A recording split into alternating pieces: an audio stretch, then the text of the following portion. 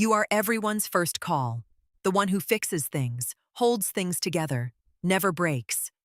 When chaos hits, they don't panic. They call you. And you show up. Every time.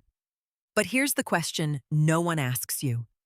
While you're busy saving everyone else from drowning, have you noticed? You're the one slowly running out of air? There's a silent role you've been playing your whole life. The strong one, the dependable one, the I'll handle it person. And today, we're talking about the invisible cage of being reliable. What happens to the person who is always there when their own voice starts to disappear? Because society loves reliability. It praises it, rewards it, depends on it. But what if I told you? For many people, reliability isn't strength. It's slow self-erasure. A quiet burnout that doesn't look like collapse. It looks like smiling while you're exhausted, helping while you're empty, saying, I'm fine, when you don't even remember what fine feels like. And the scariest part? No one notices. Because from the outside, you look like you've got everything under control. Let's break this down. When you become the reliable one, you enter an unspoken contract. A contract that says, you don't get to fall apart. You don't get to say, not today. You don't get to be human, the way others are. Because the moment you do, people don't understand it. They say things like, wait, you too. You're always so strong. You'll figure it out. And just like that, your pain gets minimized because your strength has become your identity. Here's the trap. At first, your reliability is appreciated. Then, it's expected. And eventually, it's demanded. This is what psychologists call the reliability trap, where your consistency stops being seen as a gift and starts being treated like a guarantee. And the praise you receive? You're so strong. I don't know what I'd do without you. Sounds beautiful, right? But it comes with a hidden cost. Because every compliment like that silences your right to struggle. Now let's go deeper. Something subtle starts happening when your life revolves around being there for others. Your time, your energy, your decisions. Start orbiting around everyone else's emergencies. And slowly, you stop asking, what do I want? Because you're too busy answering, what do they need? This leads to something I call the high-functioning hollow. From the outside, you're productive, reliable, even successful. But inside, there's a strange emptiness. Not because your life is bad, but because it's not entirely yours anymore. And here's the real danger. When you're constantly available, you never get bored enough, still enough, free enough to discover who you actually are. No hobbies, no long-term vision, no deep connection with yourself. Just constant motion, constant giving, constant noise. At first, helping people feels good. It gives you purpose. It makes you feel needed. But over time, that feeling starts to shift.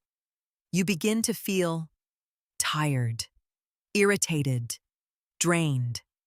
And then one day, a thought crosses your mind that scares you. Why does everyone need me so much? And right after that comes the guilt. Because you love these people. They're not bad. They're not using you intentionally. But still, you feel used. This is the emotional paradox of being dependable. You're surrounded by people, but you feel alone. Because they know how to receive from you, but not how to support you. And the worst part?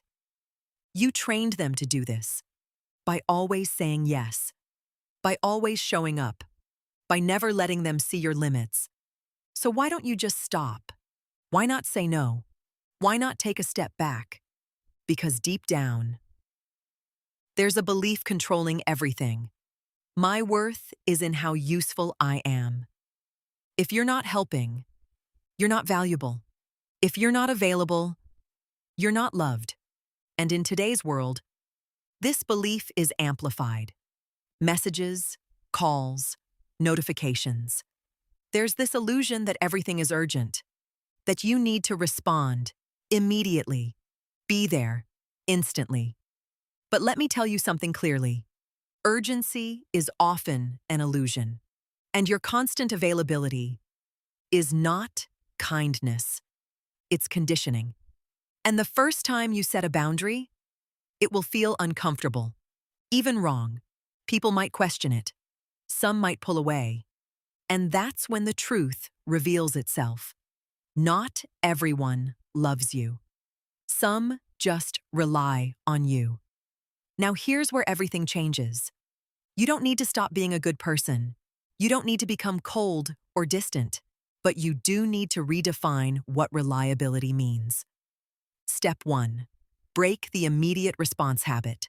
Not every message deserves an instant reply. Create space. Delay your responses. Train people to understand you are available, not accessible 24/7. Step 2. Schedule your own life first. Before you commit to others, commit to yourself, your rest, your growth, your interests.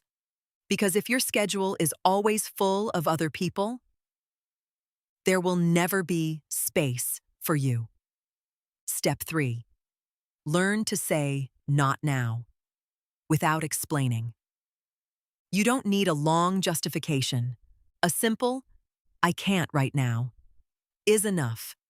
Your boundaries don't need permission. Step 4. Redefine your identity. You are not just the helper, the fixer, the strong one. You are a human being with needs, limits, and desires. And your worth is not tied to how much you carry for others. Real strength is not being available all the time. It's knowing when to step back, when to protect your energy, when to choose yourself without guilt. Because here's the truth no one tells you. You don't lose people by setting boundaries. You lose roles. And the people who truly care about you, they will adjust. They will understand. They will stay. So if your internal peace is the price you're paying for external stability, you are overpaying. You deserve relationships where you are supported, not just needed, heard, not just relied on, loved, not just used. And maybe it's time to stop being everyone's anchor and start learning how to breathe again. If this video made you feel seen, subscribe to Mind Captain PRII, where we don't just think deeper, we understand ourselves better.